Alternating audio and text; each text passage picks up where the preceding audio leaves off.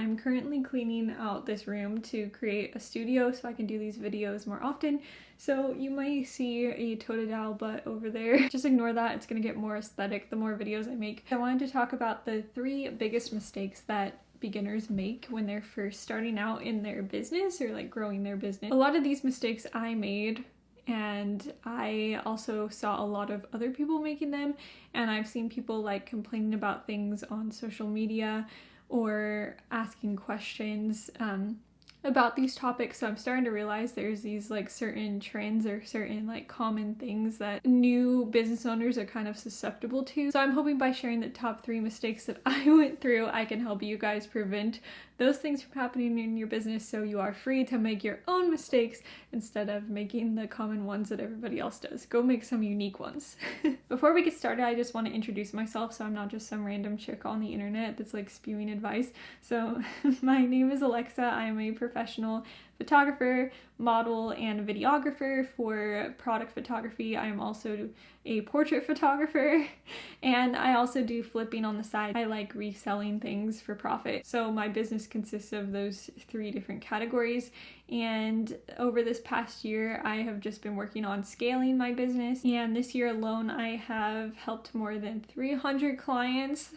It's a lot. I think I'm at like 320 now. I am also neurodivergent and I live with chronic illness as well, and so being an entrepreneur can get a little bit spicy sometimes. A 9-to-5 is not an option for me, and so I've had to learn how to run a business, and thankfully it has turned out to be one of my passions. So I want to share the information that I have, especially dealing with neurodivergence and chronic illness at the same time as growing a business, which means there's certain ways that I have to navigate things that are a little bit different from what other people do. So I just kind of want to share like my perspective and what I've learned, especially in the mindset area. I think that's a really big one. Spirituality and just the technical business stuff. I want to share all of the knowledge that I've learned in those areas with you guys, so that is why this channel exists. If you are interested in hearing more content about running a business, go ahead and click the subscribe button. I don't know where it's going to be, down somewhere in a corner, but it would mean a lot if you could subscribe, and we can grow a little entrepreneurship family on this channel. All right, let's get into the video. The first mistake: investing too much upfront in your business before you have the clients or the money to sustain it. Newbies tend to think that like once you get the first taste of success, it's just uphill from there. So like if you imagine a graph, and then so this is like time, and then as time increases, your success and your money increases. Like once you start making money, it's just gonna keep getting better and better and better, and it's gonna go up in an upward trajectory the whole time.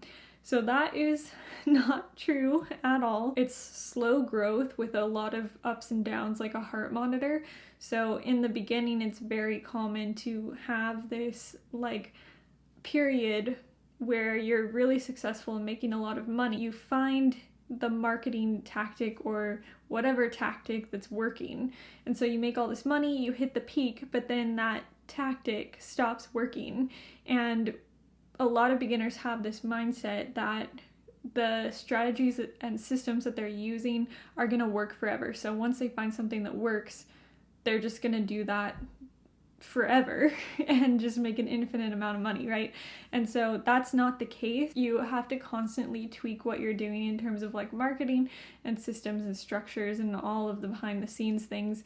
And so it's very common for something to stop working after it's been performing super well. And if you can't adapt to that, or you don't know that you need to adapt to that, and you just keep trying to push and do the same thing you've always done even though it's not working anymore, it's very common for things to dip again. And so in the beginning, because there's this period of, even like if you know you have to tweak the system, not knowing how to do it, and that can definitely slow your growth down, not knowing how to scale or not knowing how to troubleshoot or whatever. I'm constantly running into that problem. Like even as I get more and more consistent income, like there's still issues where I get stuck, and then it dips a little bit until I figure it out, and then I don't have to worry about that problem anymore. It's just a constant up and down and up and down and up and down until you like figure out all of the systems and like how to get everything in place and how to be adaptable. And so in the beginning, it's very common to like go like this.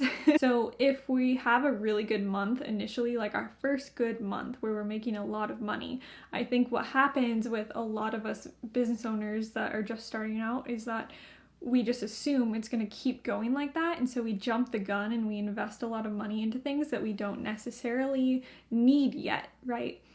So for me, this could show up like I make product videos and photos for clients. And so I started with just a smartphone, like making social media videos.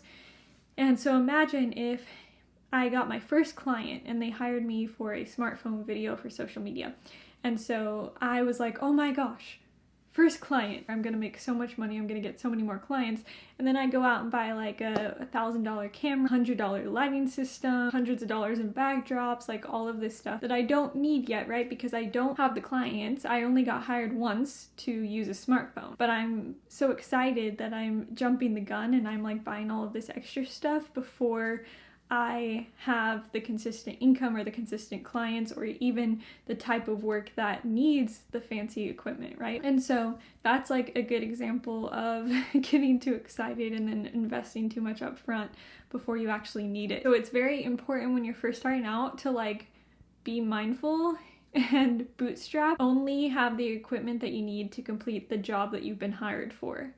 And if you get hired for something that needs a fancier camera, then use the money from that to upgrade to the fancier camera, right? Don't just assume that you're gonna get booked for all of these different things and just buy all this equipment.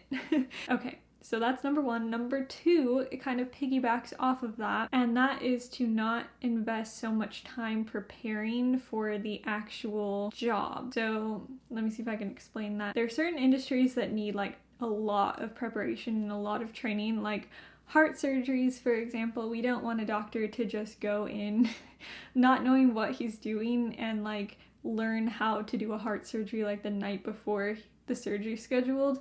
That's not going to work. So there's some industries where this is like, this advice isn't good, but a lot of the times you don't want to spend so much money up front or so much time up front, like taking all of these courses or like trying to learn the ins and outs of every little detail and all of the technical stuff and like feeling like you have to get everything together and feeling like you have to be prepared with everything before you start. So that that was a mistake that I made.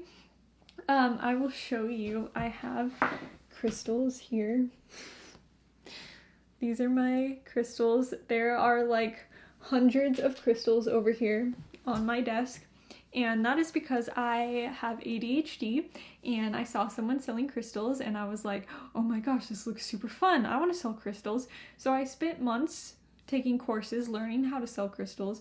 I spent a lot of money buying the crystals and doing all the prep work and learning how to sell them and how to hold live auctions to sell them. But when it came time to actually implement that, I realized that I had no interest whatsoever in the execution of selling the crystals. My interest, I was hyper-focusing on the process of learning how to do it, learning what the crystals were doing and how to sell crystals, but I didn't actually want to like do it myself. So I think it's especially important for neurodivergent people and people with ADHD to not invest so much time and money up front on something.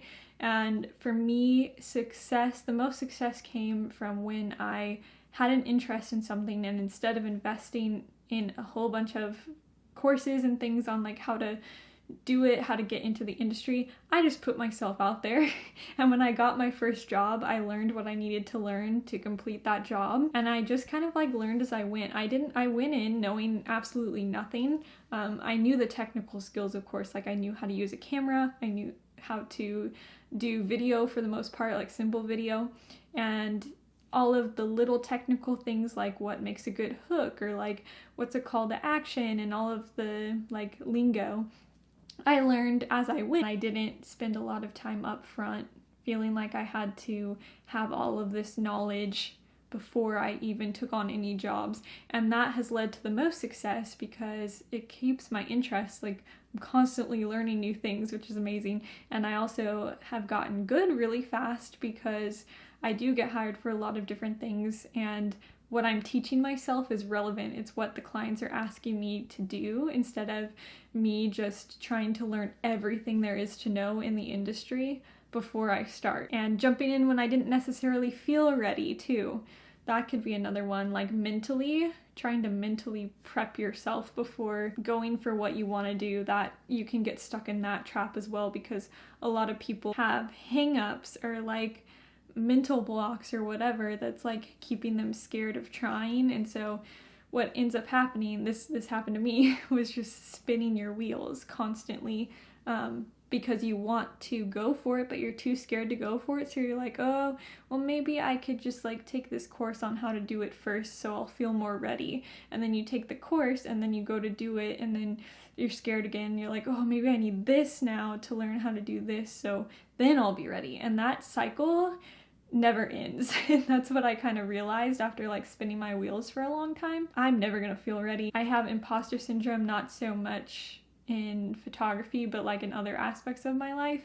And that's not something that's gonna go away, right? Like that stems from things in childhood that need a lot of therapy work and may never go away, but you kind of like learn to manage it. A scared mindset it can't hurt you if you just do it anyway. Like just do it scared.